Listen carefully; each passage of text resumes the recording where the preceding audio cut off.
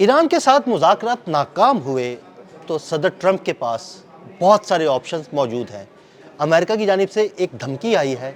عامر رضا سے بات کرتے ہیں۔ عامر بھائی، ایران اور امریکہ کے مذاکرات آج ہو رہے ہیں، لیکن اس دوران امریکہ کی جانب سے دھمکی بھی آ گئی کہ اگر مذاکرات ناکام ہوئے تو بہت سے آپشن موجود ہیں۔ وہ آپشنز کیا ہیں؟ دیکھیں، سب سے پہلی بات تو یہ ہے کہ مذاکرات ناکام ہوں گے، کیونکہ جو امریکہ جس طرح کی شرائط رکھ رہا ہے، اگر اس پر ایران سرنڈر کر جاتا ہے تو اس کا مطلب یہ ہے کہ ایران ہتھا ہو جائے گا۔ یعنی ایران اپنا وہ تمام کا تمام میزائل پروگرام، جس میں وہ اب انٹر کانٹیننٹل بیلسٹک میزائلز تک، ہرمشیر 5 تک میں نے آپ کو بتایا تھا، چلا گیا ہے، اور اس نے سائبیریا میں اس کا تجربہ کر لیا ہے، وہ ناکام ہوگا، اور وہ اس کو رول بیک کرنا پڑے گا، اور اس کے بعد اس کے پاس جو افزردہ یورینیم ہے اس کو ضائع کرنا پڑے گا، اور اپنے ایٹمی ریئیکٹرز کو عالمی تنظیم برائے ایٹم کے لیے جو ہے وہ کھولنا پڑے گا۔ یعنی ان کے وہ جائزہ لینے جائیں گے، اور اس کے بعد وہ اندازہ کریں گے، دیکھیں گے کہ کیا اچھا آپ اس کو نہ ذرا صرف تجربہ کیا، اب تو ہم سب کو تجربہ ہے، میری ایج کے جتنے لوگ ہیں ان کو یہ پتہ ہے کہ عراق سے کہا گیا تھا کہ تمہارے پاس جو ہے ایسا اسلحہ ہے جو کہ کیمیکل ویپنز ہے، لہٰذا تم اقوام متحدہ کی ایک باڈی ہے، اس حوالے سے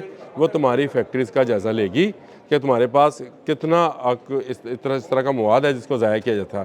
صدر صدام حسین نے وہ تمام فیکٹریز جو تھیں اور جو تمام گوداؤنز تھے جو فوجی نوید کے تھے ان کو کھول دیا، اور وہ آئے، انہوں نے معائنہ کیا، انہوں نے دیکھا کہ اس کے پاس تو وہ B-52 ٹائپ کے وہ تھے ٹینک تھے، T-52 ٹائپ کے ٹینک تھے جو کہ دوسری جنگ عظیم کے بعد کی پیداوار تھے، یعنی وہ کوئی 20-25 سال پرانے تھے، اور ایران کے ساتھ 8 سالہ جنگ میں عراق ویپنری طور پر خالی ہو چکا تھا۔ انہوں نے جب جائزہ لے لیا کہ اس کے پاس کچھ نہیں ہے، تو پھر وہ، اب میں لفظ گندا ہے لیکن استعمال کروں گا، کتوں کی اور بھیڑیوں کی طرح جو تھے اس کا گوشت نوچنے کے لیے پہنچ گئے۔ اچھا بین ویسا ہی ڈرامہ اتنے سال کے یعنی 30-35 سال کے بعد وہی ڈرامہ دوبارہ دہرایا جانے لگا ہے، اور وہی شرائط ہے کہ بھائی تمہارے پاس انریچڈ یورینیم ہے، تمہارے پاس جو ہے تمہارا میزائل پروگرام دنیا کے امن کے لیے خطرہ ہے،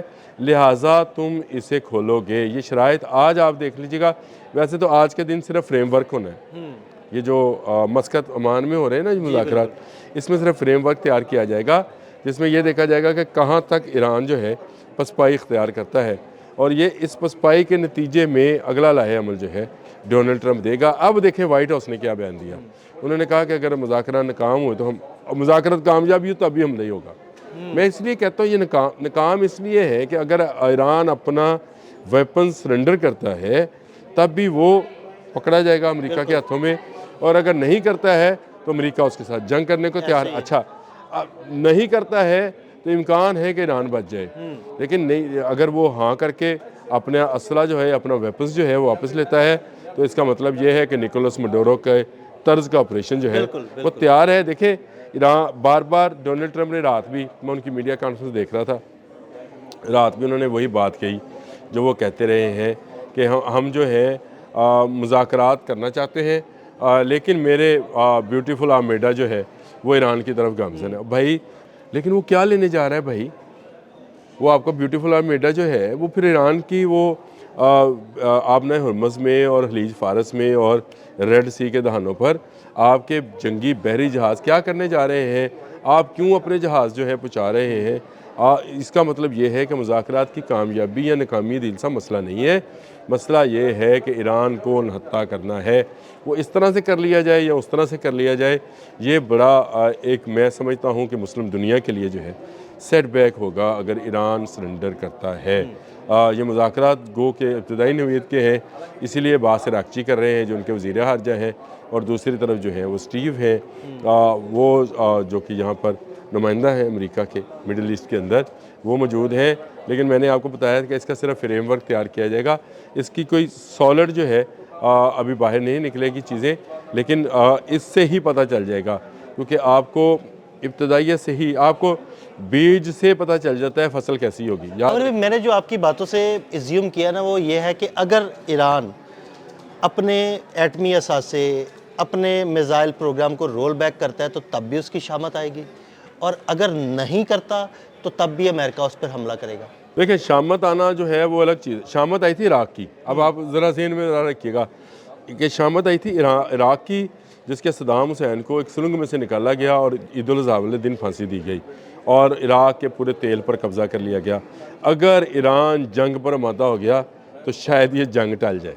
मैं आपको ये बताया, देखिए मैं दिल साहब बड़े बड़े वसूख के साथ जो बातें करता हूँ, बहुत सारे हमारे जो तजिया कार हैं, बहुत सारे मीडिया हाउसेस के जो लोग हैं, वो इस तरह की बातें, और कुछ बाहर बैठे लोग जो अमेरिका में इस वक्त बैठे हैं, उनकी मैं दानिश्वरी सुन रहा था कल रात को, तो वो कह रहे थे कि जो वेनेजुएला है उसकी मईशत को बेहतर करने के लिए, यानी वही बोली वही अमेरिका की बोली आमिर भाई, सीधी सी बात है। जो फाइनेंशियल टाइम बोल रहा है, जो न्यूयॉर्क टाइम बोल रहा है, जो कि डोनाल्ड ट्रंप की बोली है, वही बोली ये तजियाकार, ये दानश्वर जो है बोल रहे हैं।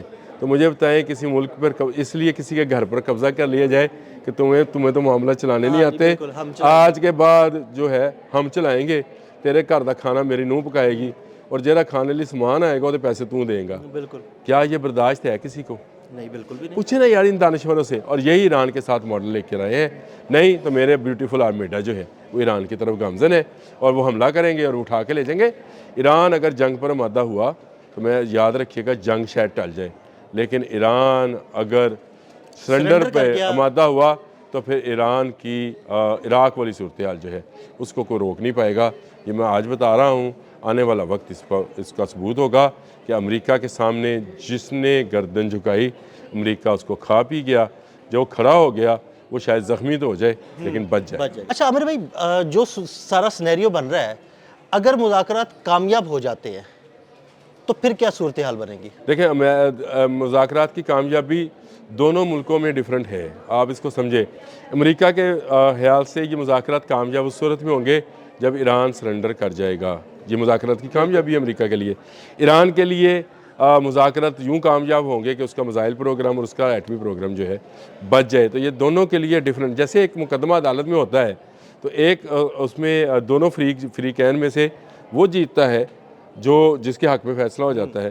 तो इन मुज़ाकरात की कामयाबी जो है वो दोनों सूरतों में अलग अलग है, यानी ईरान के लिए अलग एक उसकी सूरत हाल है और अमेरिका के लिए बिल्कुल एक अलग पोर्ट्रेट है कि वो उसको कामयाबी समझ रहा है। सिक्के का हेड एंड टेल है, जिस तरह हेड आएगा वो कहेगा जी मैं जीत गया, जिसका टेल आएगा वो कहेगा मैं जीत गया।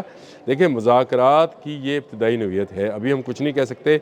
मैंने अभी आपसे कुछ देर पहले एक जुमला बोला भी था कि बीज देखकर पता चलता है कि ये फसल कैसी होगी। आज ये बीज है, ये हाइब्रिड बीज जो है जब हमारे हाथ में आएगा, और हम क्योंकि देहाती कल्चर के लोग हैं, हम बीज देख के बता देते हैं कि ये किस तरह की बढ़ोतरी करेगा और किस तरह ये कितनी फसल देगा। आज के मुज़ाकरात से ये पता चलेगा, यानी मस्कत ईमान के मुज़ाकरात से ये पता चलेगा कि ये बीज जो है ये बावर होगा, इसमें से फसल अच्छी आएगी, ये किसान की भूख मिटाएगी, या ये तबाही लेकर आएगा और लगा लगाया पैसा भी ज़ाया जाएगा। देखिए अमेरिका दूसरी तरफ जंग की पूरी तैयारी कर रहा है, इसमें मुझे कोई इतराज़ नहीं। बहुत शुक्रिया आमिर रज़ा जी। बिल्कुल आमिर रज़ा ने बड़ी तफसील के साथ इस सारे मामले पर रोशनी डाली और ये भी बताया कि मुज़ाकरात की कामयाबी या नाकामी का इन्हिसार किन अवामिल पर है। अदील अहमद और आमिर रज़ा को इजाज़त दीजिएगा। अल्लाह हाफ़िज़।